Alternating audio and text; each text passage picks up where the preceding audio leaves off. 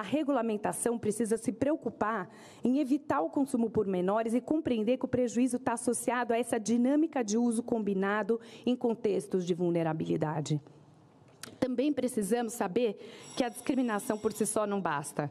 É preciso uma política que promova acolhimento e quebra de estigma, é preciso orientar que a dependência é uma condição de saúde, promover apoio médico, psicológico e social, afastar as pessoas que consomem as drogas do sistema judicial, além de discutirmos os problemas que levam ao consumo de drogas, como situações de moradores de rua, problemas de habitação, problemas de saúde mental, desigualdades sociais e desigualdades raciais. Não podemos culpabilizar o indivíduo por questões que são pertinentes à nossa sociedade. Coloco-me à disposição de Vossa Excelência para contribuir na construção de uma política de drogas embasada, que considere a complexidade do tema e que promova um modelo regulatório justo para o Brasil e modelo para o mundo. E eu me dedico a fazer esse debate porque eu entendo que há muita desinformação. Começa pelas palavras. Cannabis, parece que cannabis é uma outra coisa. A cannabis medicinal, o canabidiol, aí misturam como se fosse a mesma coisa, não é? Né? O canabidiol é uma das 480 substâncias que tem na cannabis, que é a velha maconha. Não tem diferença nenhuma. Nós estamos falando aqui da maconha. Não é de uma planta nova que surgiu aí, que é a cannabis, que produz coisas maravilhosas, não, é a maconha, que produz danos permanentes, que produz esquizofrenia. Ela é a única droga que desencadeia esquizofrenia, que desencadeia a psicose canábica, que afeta, que dá o transtorno bipolar, que dá depressão e aumenta suicídios. Ela é uma droga extremamente danosa e principalmente, e aí a única concordância que eu tenho com a doutora que me antecedeu, que quanto mais cedo se usa, pior é. E infelizmente, o maior consumo de drogas começa na idade de 14 anos no Brasil.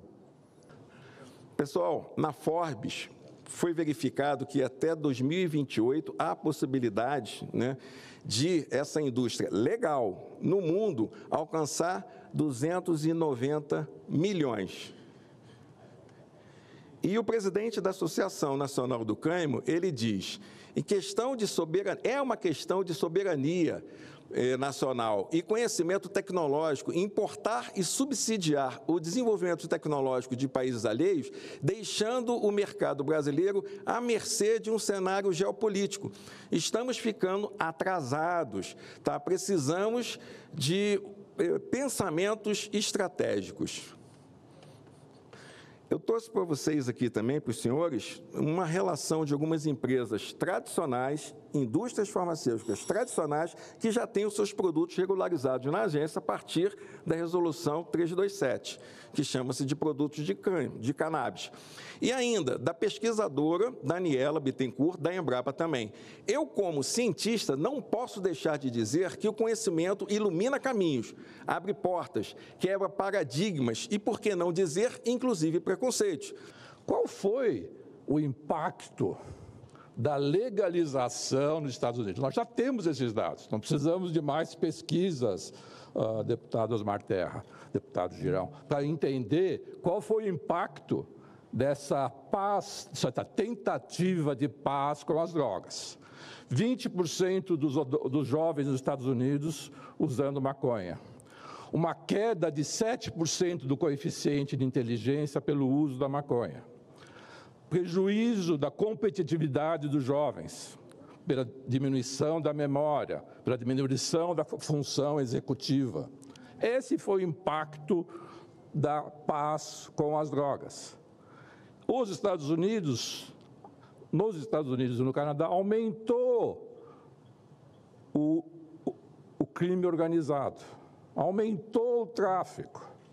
Essa tentativa de paz criou mais traficantes, mais disponibilização de drogas nesses dois países. Um outro artigo que foi publicado no ano passado pela Associação Americana de Farmácia Eles dizem o seguinte: a descriminalização, combinada com um progressivo aumento no cuidado em saúde para permitir a extensiva intervenção em saúde na perspectiva de redução de danos, é a melhor solução para a crise de overdose que acontece nas Américas, especialmente nos Estados Unidos.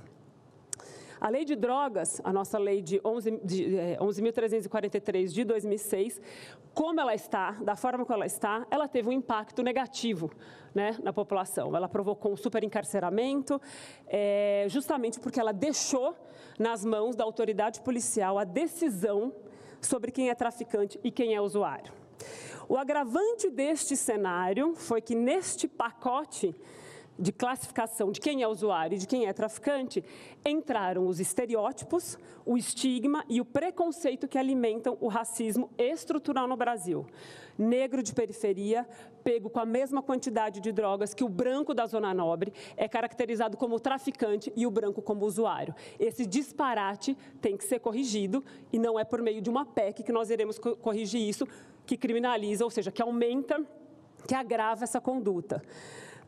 Portanto, o estabelecimento de critérios objetivos para diferenciar o usuário do traficante é uma das medidas vistas como positivas para diminuir a ingerência da autoridade policial na abordagem das pessoas que portam drogas. E tenho para dizer para os senhores quais são as respostas de um adolescente que não usa droga. Por que ele não usa? E as respostas são sempre as mesmas. Porque faz mal e porque é proibido. A minha apresentação vai se centrar na coisa do proibido. Porque esses adolescentes que não usam droga evocam que o fato de ser proibido é um dos elementos que seguram a experimentação. Então, o conceito do proibido está intimamente ligado à percepção de risco. E esse, senhoras e senhores, é um conceito nodal em dependência química. Pode-se dizer que quanto maior for a percepção de risco, menor será o consumo. Caso inverso, quanto menor for a percepção de risco, maior será o consumo. A indústria da maconha sabe disso. E justamente por isso insiste na bobagem da maconha medicinal. Não existe maconha medicinal. Existe canabidiol, que é útil para algumas poucas doenças e bastante raras. Mas o que é? A indústria da maconha insiste em maconha medicinal para baixar a percepção de risco. Baixando a percepção de risco, aumenta o consumo.